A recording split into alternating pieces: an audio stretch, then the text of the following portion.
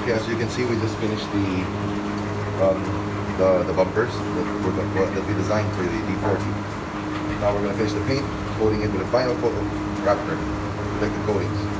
So my sidekick there is preparing the concoction for the coating.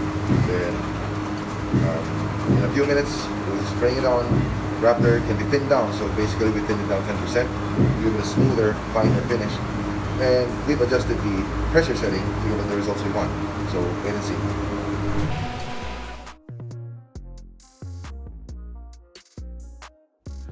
Okay, now we have our finished product. RAPTOR sprayed on the steel bumper that engineer Claro designed.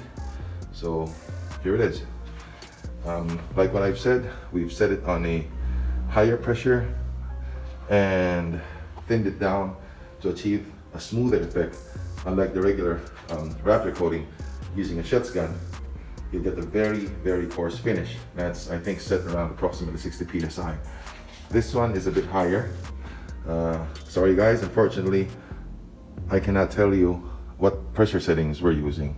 It's a trade secret. You have to find out for yourselves, but here you go. Finished product, RAPTOR coated, Skunk Works made steel bumper. Thank you.